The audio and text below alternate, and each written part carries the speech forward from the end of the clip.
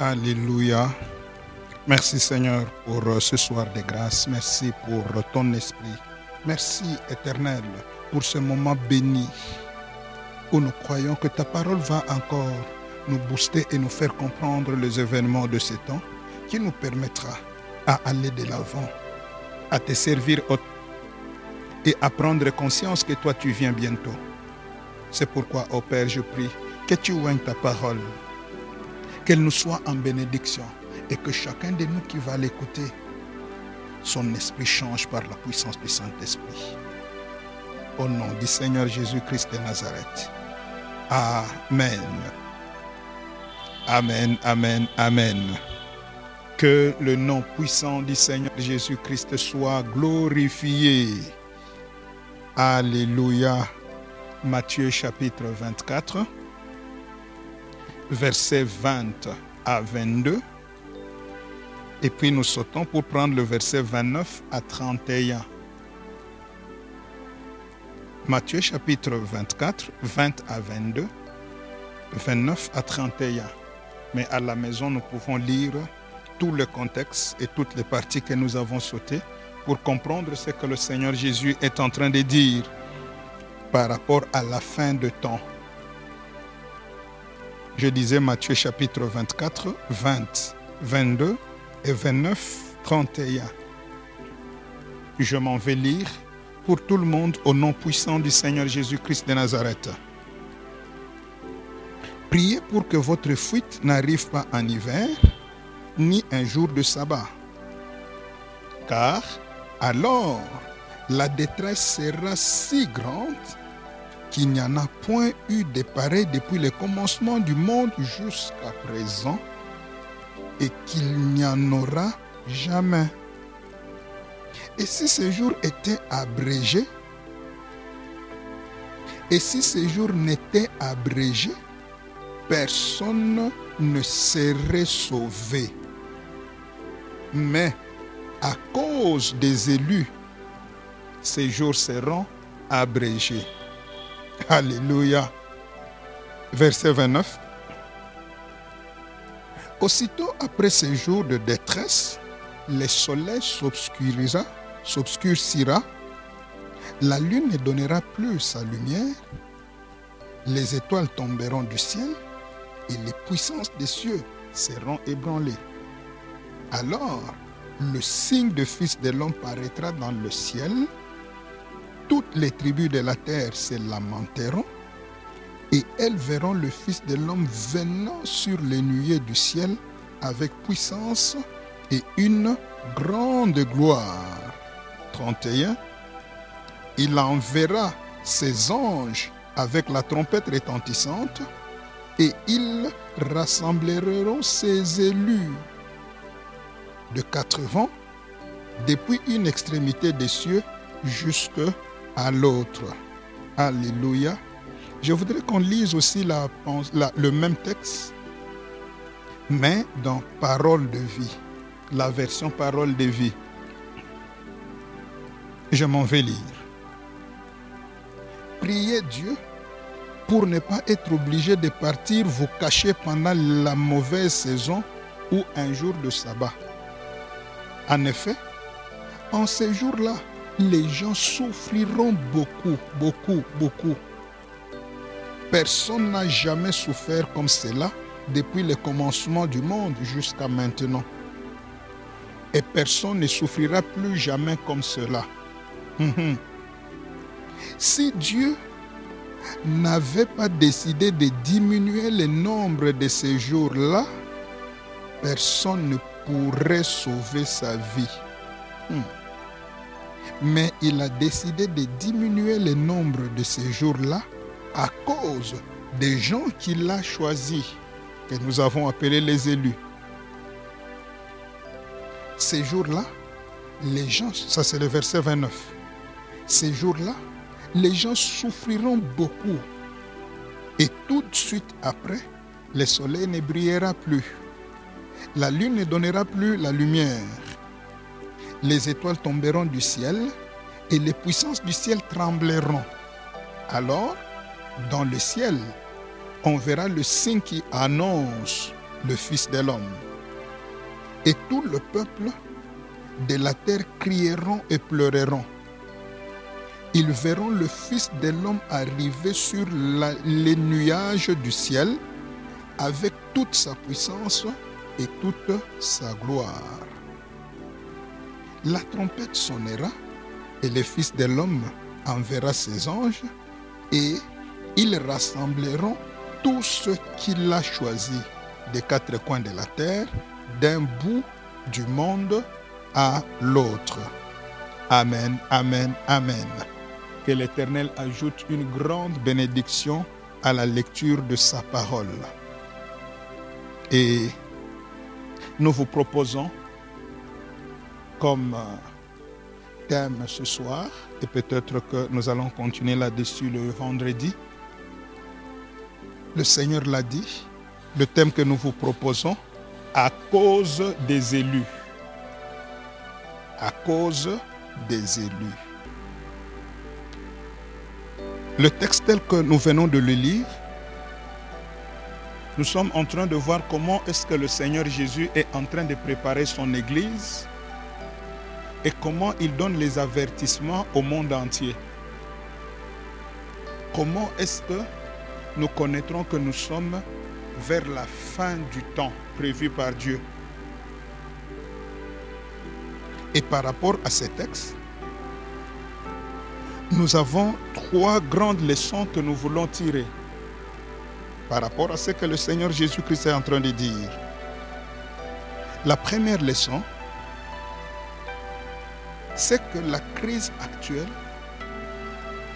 est la pire des crises que l'humanité ait connues. Les scientifiques le démontrent, les historiens le démontrent, les religieux le démontrent. L'humanité a connu des crises, mais pas comme celle-ci. Même pas la crise monétaire. Même pas la crise que nous avons connue avec la guerre mondiale. Mais cette crise, elle est maintenant la crise sanitaire, elle touche le monde entier. Donc, selon ce texte, nous sommes bien dans Matthieu 24 et c'est l'un des signes de la fin du temps. Un signe. L'un des signes.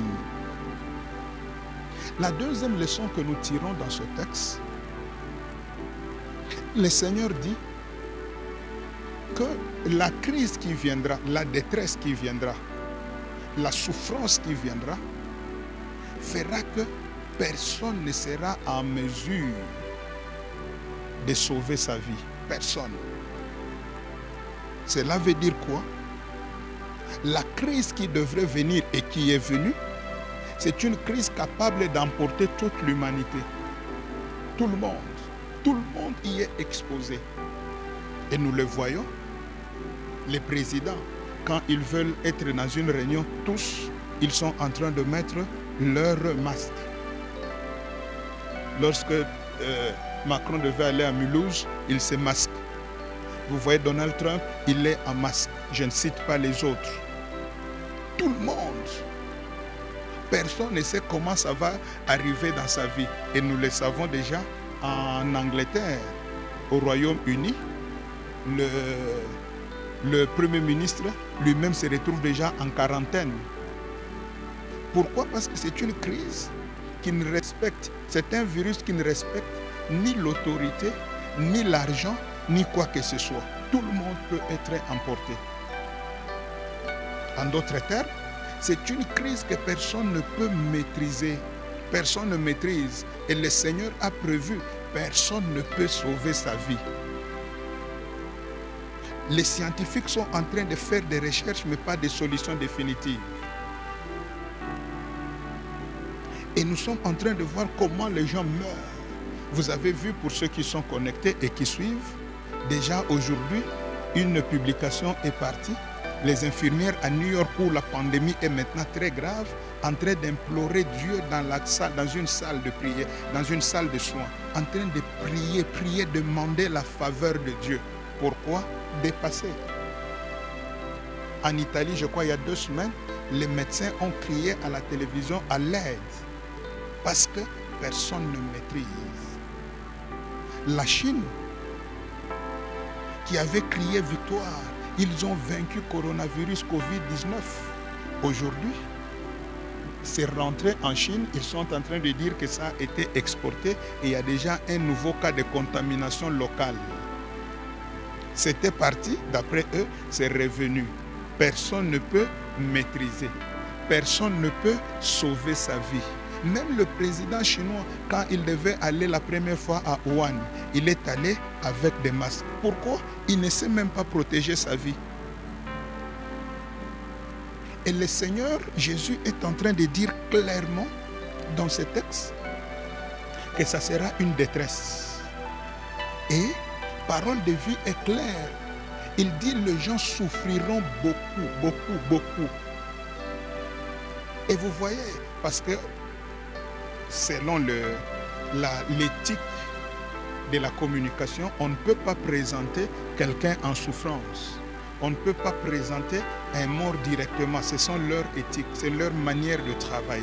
Mais, pour les quelques séquences que nous avons pu voir, regardez comment les gens avant de mourir souffrent. Ils souffrent sérieusement. Une respiration qu'ils ne maîtrisent plus. Le Seigneur dit, les gens souffriront beaucoup, beaucoup. Nous avons vu la fois dernière que cette souffrance, cette crise sanitaire s'est fait accompagner d'une crise économique.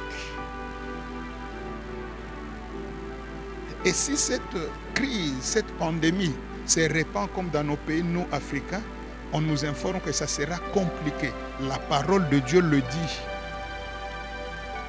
C'est pourquoi nous ne sommes pas d'accord de dire aux gens qu'on puisse minimiser cet événement. C'est une crise.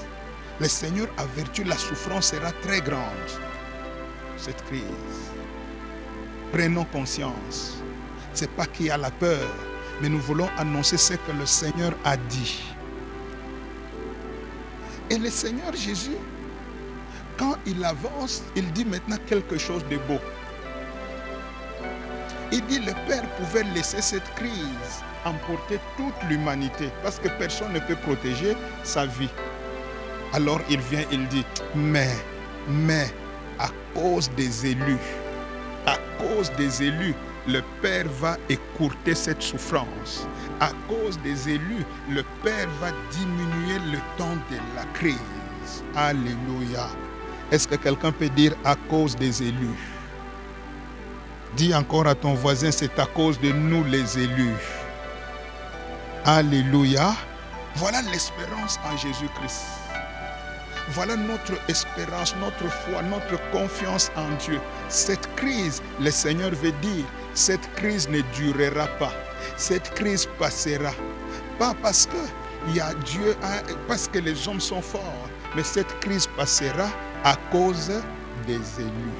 Alléluia. Cette crise sera écourtée à cause de ceux qui ont reçu Jésus, à cause des chrétiens. Et il n'y a aucune religion au monde qui peut se frapper la poitrine pour annoncer que le temps de la fin a aussi une espérance à cause des élus. Et Jésus le dit lui-même, pas un ange qui le dit, lui-même le dit. Pourquoi? Il sait ce que l'œuvre de la croix a déjà fait pour nous. Et il dit, à cause des élus. Je vais dire à quelqu'un avant de continuer, à cause de toi, ta famille sera sauvée. À cause d'un seul élu de Dieu, la famille sera sauvée. À cause des élus qui sont en Amérique, l'Amérique sera sauvée. À cause des élus qui sont encore en Italie, la pandémie s'arrêtera. Et à cause des élus en Afrique, la pandémie disparaîtra. Alléluia. Alléluia. Est-ce que quelqu'un peut dire à cause de l'Église? Est-ce que quelqu'un peut encore dire à cause des élus?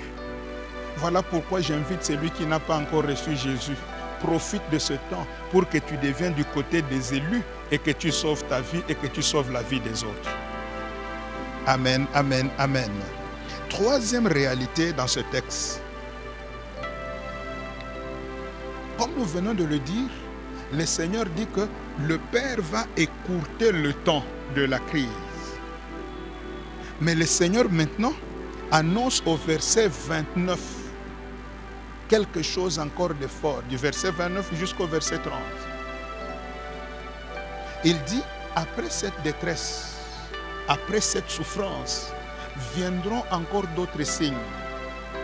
Je ne veux pas donner un message eschatologique, mais nous voulons déjà comprendre que nous sommes en train de lire le signe de temps. Et le Seigneur dit, après, aussitôt après cette crise, aussitôt après que nous sortions de coronavirus, Dieu prévoit encore d'autres signes qui viendront pour que, avant que le Fils de l'homme ne vienne. Donc nous comprenons que coronavirus n'est pas le dernier signe de la fin de temps. Ça doit passer pour que la parole de Dieu s'accomplisse. Amen, amen, amen, amen. Le Seigneur veut seulement nous dire, le retour du Seigneur après cette crise ne traînera pas. Car le Seigneur dit, aussitôt après. Donc le temps qui reste, je ne peux pas vous le dire parce que le Seigneur lui-même ne le dit pas. Est-ce que ça sera 1 an?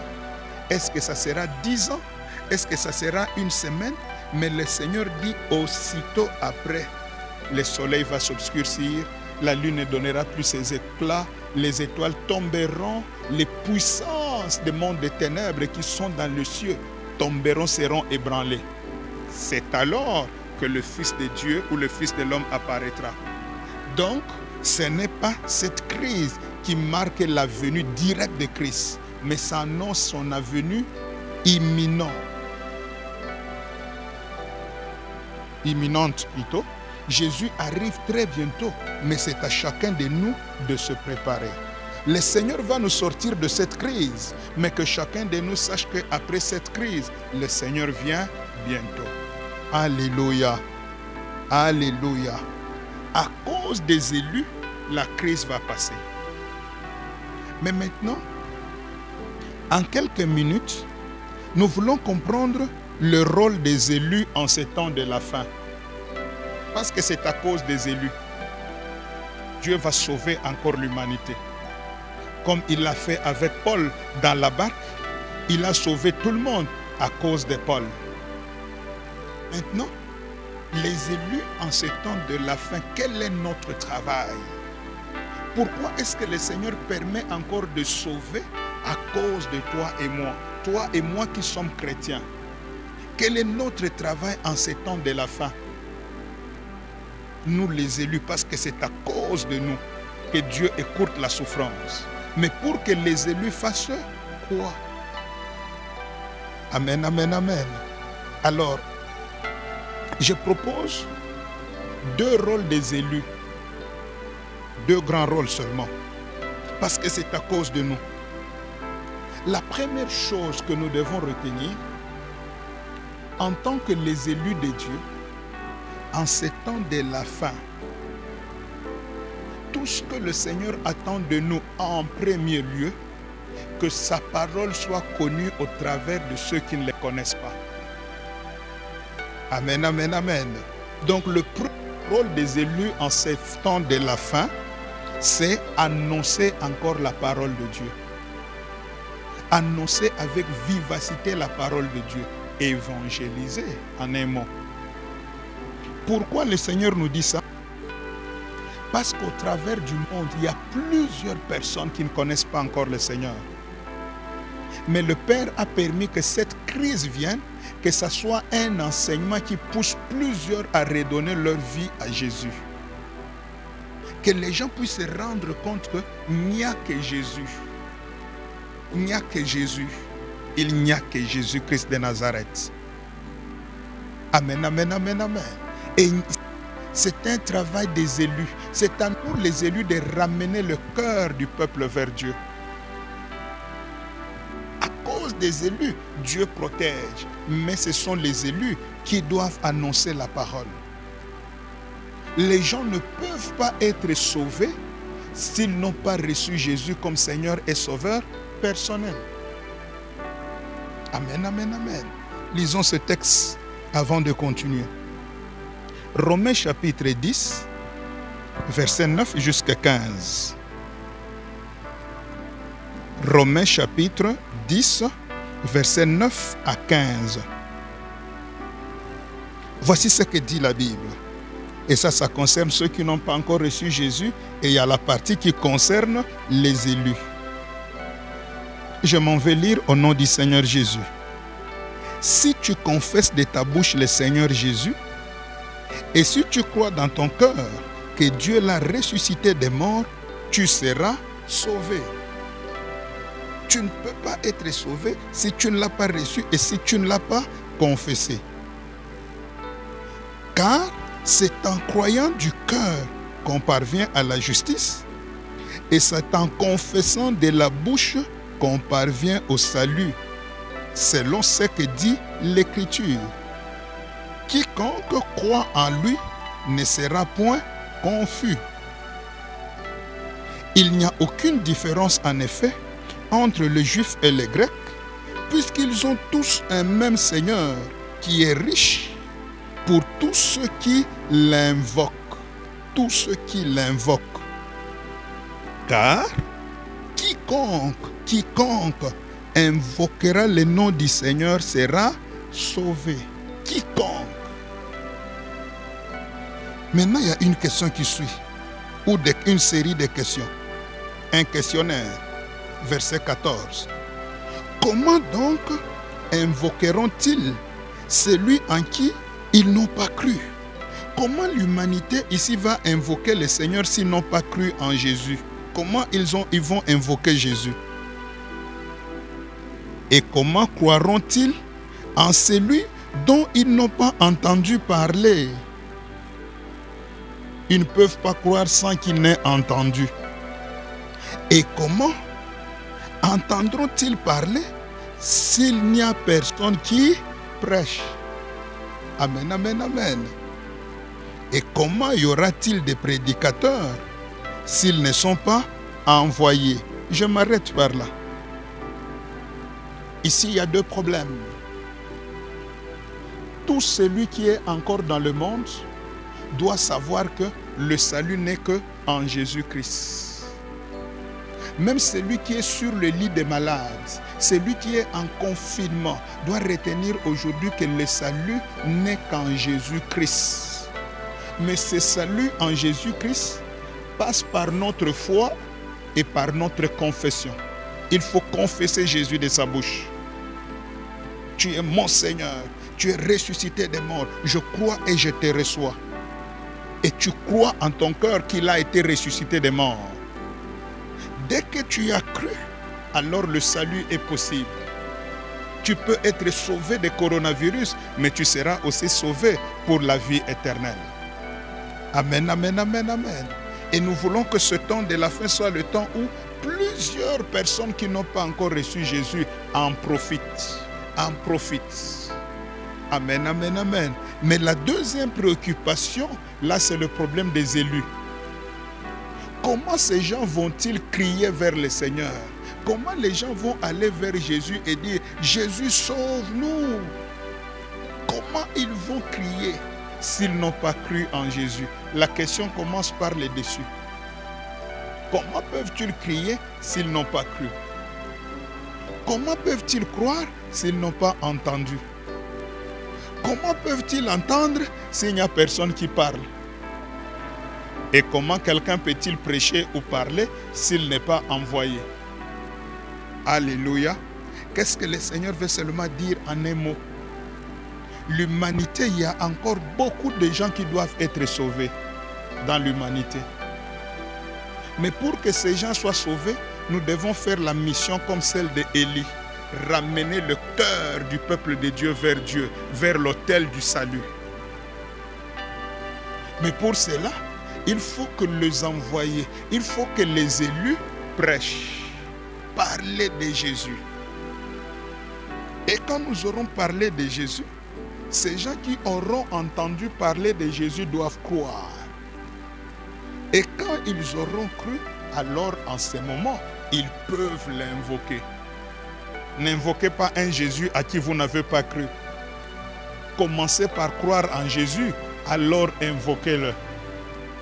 Et c'est en ce moment que la parole de Dieu peut s'accomplir où la Bible dit quiconque en ce moment-là, parmi les quiconque, c'est-à-dire quoi?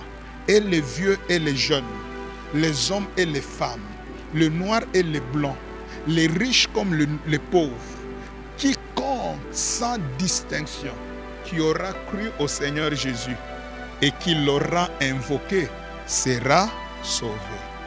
Alléluia, alléluia.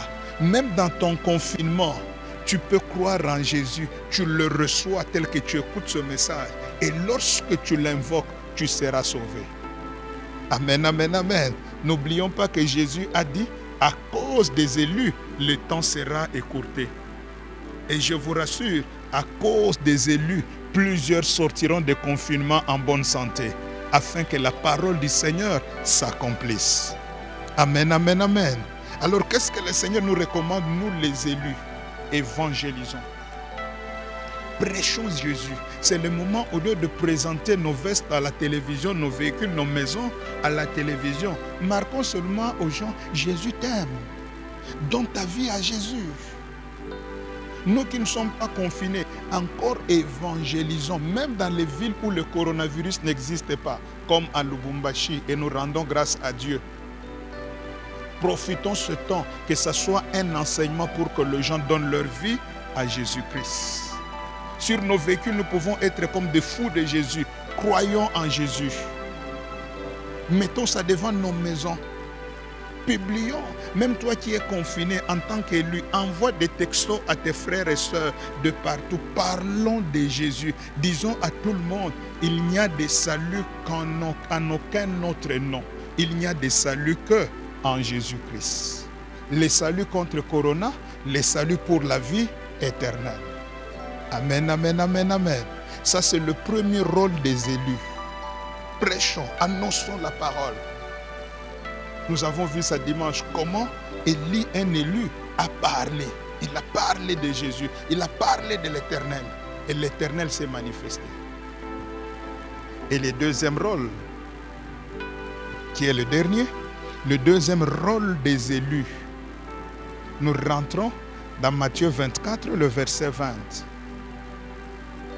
Le Seigneur Jésus dit quelque chose de très fort et de très puissant. Il montre le signe des temps. Le Seigneur Jésus présente même la souffrance et la détresse. Mais le Seigneur Jésus dit, utilise un verbe tellement merveilleux. Matthieu chapitre 24, le verset 20. Le Seigneur Jésus dit, priez. Alléluia. Jésus demande quoi? De prier. Simplement. Il dit, priez pour que ces jours-là n'arrivent pas lorsque vous serez le jour de sabbat ou en hiver. Priez que ces jours-là n'arrivent pas lorsque vous êtes dans de grandes difficultés. Bref, le Seigneur veut dire, priez. Pour que vous puissiez avoir la solution à la crise, faites quoi? Priez. Pour que l'évangile puisse aller de l'avant, faites quoi? Priez. Pour que vous ne soyez pas atteint de ce coronavirus, faites quoi? Priez. Pour que les malades qui sont encore dans des hôpitaux sortent, faites quoi? Priez. Voilà tout ce que le Seigneur Jésus nous demande.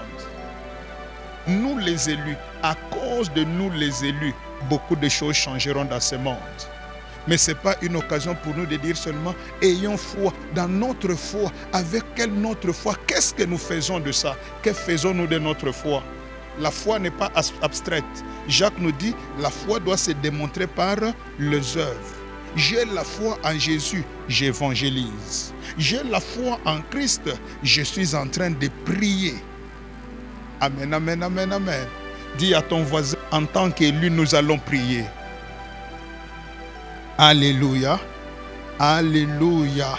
Et notre prière, comme nous l'avons dit le dimanche, notre prière en ces temps difficiles, en ces temps où nous avons, bien sûr qu'il y a la difficulté au monde, mais nous avons l'espérance. Nous devons avoir une manière de prier.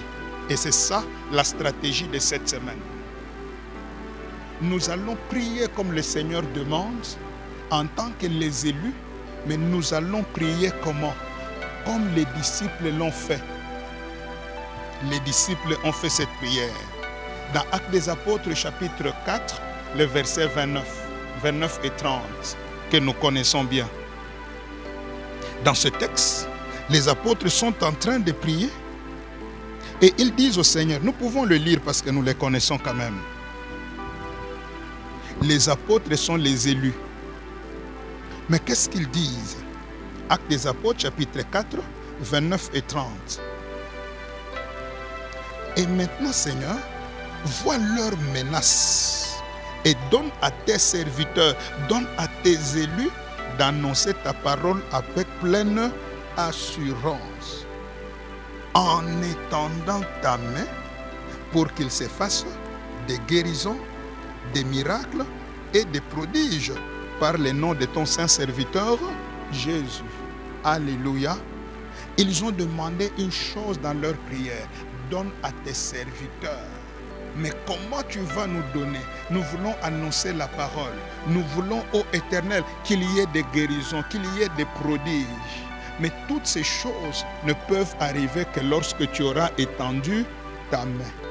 Amen, amen, amen, amen. La main de l'Éternel est capable de tout. La main de l'Éternel est tellement puissante. Et nous, pendant ces jours, cette semaine, nous les élus du Seigneur, nous allons prier pour 4 objectifs. Je vais donner ces objectifs et nous allons prier à la maison. Nous prierons avec ces objectifs aujourd'hui. Nous prierons avec demain jeudi. Nous prierons avec ces objectifs encore vendredi. Et même si la semaine prochaine, le Seigneur te pousse encore à revenir sur ces objectifs, nous allons encore beaucoup prier. Beaucoup, car le Seigneur a donné une recommandation. En ces temps-là, bien que la souffrance sera là, bien qu'il y aura des calamités, mais faites quoi? Priez. Alléluia. Priez. Premier objectif. Je donne 4 objectifs qui seront des 4 sujets de prière. Parce que ces temps ici, nous ne sommes pas là pour raconter les roseaux. Comme je l'ai dit l'autre fois, nous ne pouvons plus raconter de l'Europe parce que l'Europe est perdue. Aujourd'hui, tout ce qui nous reste, la parole, la prière. La parole, la prière. Prions dans nos maisons. Remettons le culte familial. Priez dans votre confinement. Prions au bureau, nous qui voyageons, qui partons encore au travail. Prions partout où nous allons, prions. Prions. Alors, premier sujet de prière, premier objectif de prière, la prière pour que Dieu se manifeste en étendant sa main. Premier objectif, nous le tirons dans Ésaïe chapitre 49, versets 1 et 2. Premier objectif. En tant qu'élu de Dieu, dans Ésaïe 49, comment tu vas prier? Voici ce que dit la Bible. Et tu vas lire ce texte à la maison. Avec ce texte, tu commences à prier. Vous priez en famille avec ce texte. Voici ce que dit la Bible. Ésaïe 49, 1 et 2. Écoutez-moi, peuple lointain, soyez attentifs. L'Éternel m'a appelé dès ma naissance. Moi l'élu, je suis un appelé depuis la naissance. Il m'a nommé sorti des entrailles maternelles. Verset 2. Il a rendu ma bouche semblable à un glaive tranchant. Ma parole, quand je la sors, elle sort comme une épée. Donc je peux évangéliser avec, je peux prier avec. Il m'a couvert de l'ombre de sa main. Alléluia. Moi, en tant qu'élu, Dieu m'a couvert de l'ombre de sa main. Il a fait de moi une flèche aiguë. Il m'a caché dans son carquois. Il me couvre et il me cache. Et donc, la première requête ou le premier objectif de la prière que nous allons faire pendant ces jours de cette semaine, nous allons dire à Dieu, en tant qu'élu, ton élu, en tant que ton élu, couvre-moi de l'ombre de ta main. Que la main de l'Éternel soit une couverture pour toi. Que la main de l'Éternel soit une couverture pour ta maison. Que la main de l'Éternel soit une couverture pour tes enfants, pour tes frères, pour tes soeurs, même ceux qui sont en Europe. Et quand tu comprends ces choses, en tant qu'intercesseur, tu peux dire à Dieu, tu vas en extension, que ta main soit une couverture pour tous les élus du monde entier. Seigneur, nous savons que la pandémie est là, mais que les maisons des élus de Dieu, que les familles, le travail des élus de Dieu, que les corps des élus de Dieu soient tous couverts de l'ombre de ta main. Cache-nous dans l'ombre de ta main. Tu dis à Dieu, Seigneur, que cette pandémie passant, un seul membre de ma famille ne soit touché. Seigneur, je le crois. Je suis un élu et tu m'as dit je dois prier. Je prie pour ma protection, la protection de ma famille, la protection de mes frères, la protection des élus, la protection de la ville où nous sommes. Cache-nous, Seigneur, que cette pandémie passe à cause de nous. Amen, amen, amen. Et je sais que tu es un bon élu et tu as compris, tu vas continuer. Deuxième objectif, parce que nous devons terminer, nous allons dire à Dieu, selon ta parole. Ce que le Seigneur nous a dit ici, dans Matthieu 24, selon ta parole, ô Dieu, écoute la durée. Selon ta parole, écoute la durée de cette pandémie, Seigneur. Tu as dit, à cause des élus, le Père va écourter. Yahweh, Jésus nous a laissé une promesse. À cause de nous, tu allais écourter. Il est temps, Seigneur, que cette pandémie s'arrête. Et Ésaïe nous le dit aussi dans Ésaïe 59:1 que nous connaissons. Non, Dieu dit non, ma main n'est pas courte, ma main n'est pas courte pour sauver. Seigneur, que ta main nous sauve de cette pandémie. Arrête cette pandémie par un miracle. Écoute-nous cette pandémie, car nous voulons encore évangéliser. Nous voulons encore te célébrer. Alléluia. Et là, nous pleurons devant Dieu. David, Dieu avait dit, c'est dans 2 Samuel chapitre 24, que nous n'allons pas lire. Vous pouvez exploiter ça à la maison. Dieu lui-même a envoyé la peste. Mais lorsque l'ange vient pour continuer à détruire, l'ange veut entrer pour détruire Jérusalem. Dieu voit l'ange qui veut détruire. Dieu lui dit, retire ta main et arrête. Et nous pouvons dire à Dieu que l'ange qui est en train de détruire, qu'il retire ta main, que la pandémie s'arrête. Et nous crions vers Dieu. Nous voulons voir cette pandémie. Le temps est arrivé que Dieu l'écoute. Cette souffrance doit passer. Moi, je ne veux pas voir quelqu'un souffrir à Lubumbashi. Je ne veux pas voir quelqu'un d'autre souffrir en Afrique du Sud. Même pas en Italie, même pas en Espagne, moins encore à New York. Mais que Dieu écoute à cause des élus. Alléluia. Troisième requête, nous prions encore. Nous avançons vers le Seigneur.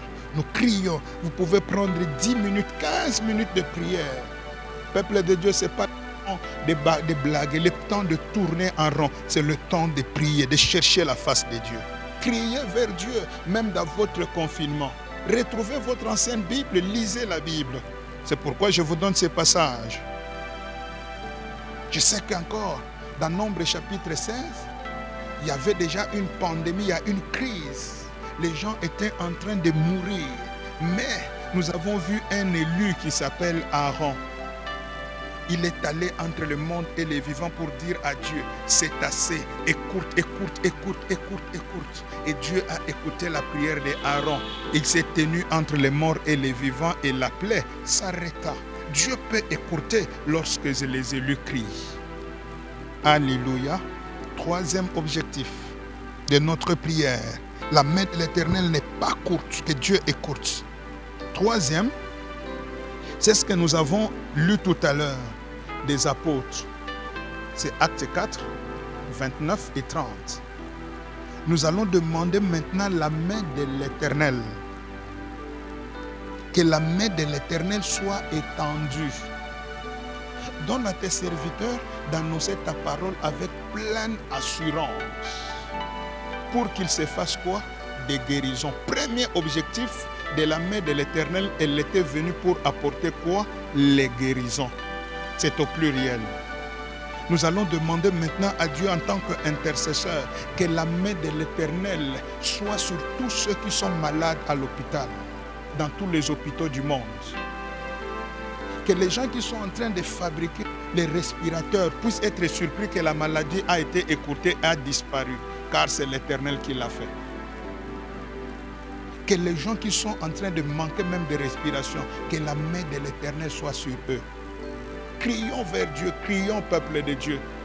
Que Dieu ait pitié, que Dieu arrête, car il est capable d'écouter, mais que sa main guérisse. Nous voulons voir des gens sortir pour dire, Jésus m'a guéri, Jésus m'a guéri, Jésus m'a guéri. Alléluia. Et quatrième objectif, enfin, pour terminer, demander aussi la main de l'Éternel. Toujours avec Actes des Apôtres 4,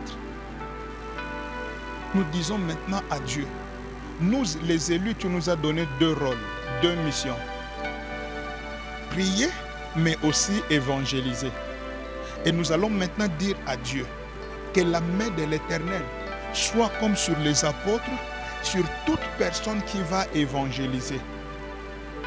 Que l'évangile qui sera proclamé dans le monde, même quand il y aura des papiers qui ont des affiches, que ce soit sur Facebook, Instagram, dès que le nom de Jésus est annoncé, que les gens soient touchés. Que ces gens ne meurent pas sans recevoir Jésus. Je crois que cela est encore possible. Car je sais que dans la Bible, il y a quelqu'un qui a été sauvé étant à la croix, étant à l'agonie. Le brigand a reçu Jésus à la croix.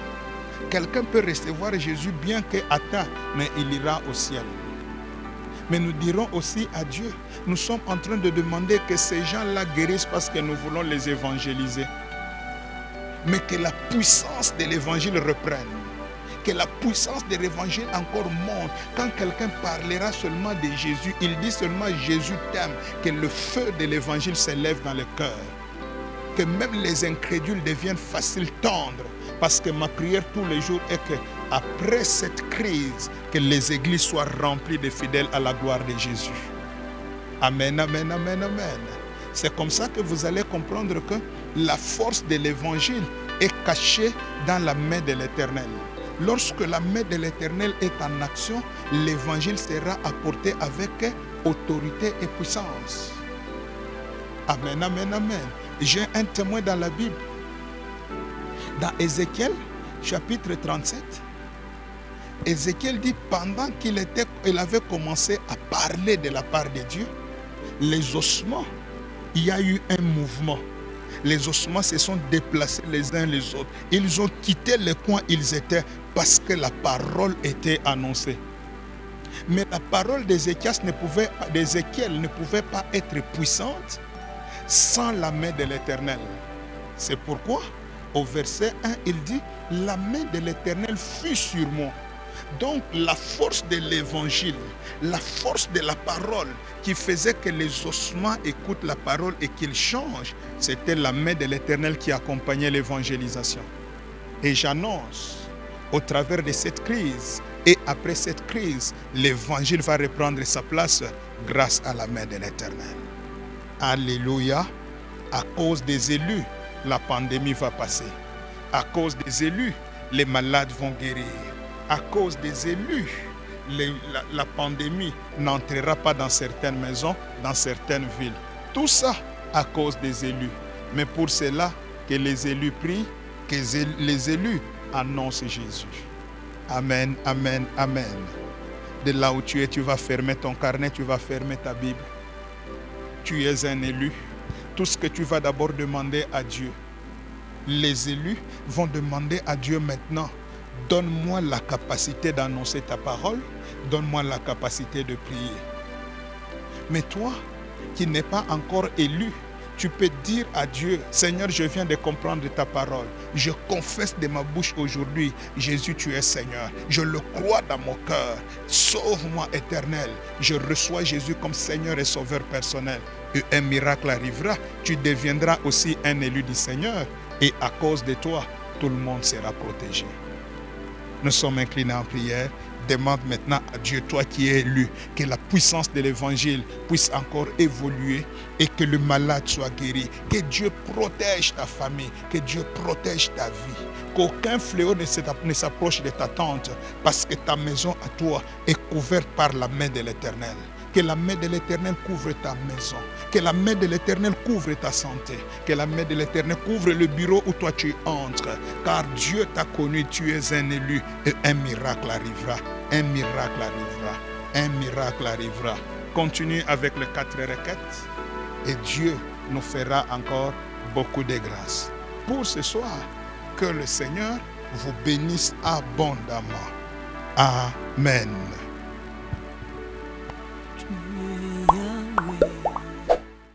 Voilà, nos programmes continuent et continueront encore. Mais nous restons connectés. Des séquences qu'on envoie, ne laissez pas pour vous-même. Il y a des séquences de prières, il y a des séquences de paroles. Toutes ces choses, ayons l'habitude de le faire au lieu de partager du n'importe quoi. Faisons ce qui peut sauver des âmes et Jésus ne manquera pas de nous bénir. Et quand vous êtes en train de suivre, ayez l'habitude soit de partager, soit d'aimer, soit de commenter. Que Dieu vous bénisse. Alpha et Oméga, tu es Yahweh, tu es Yahweh, tu es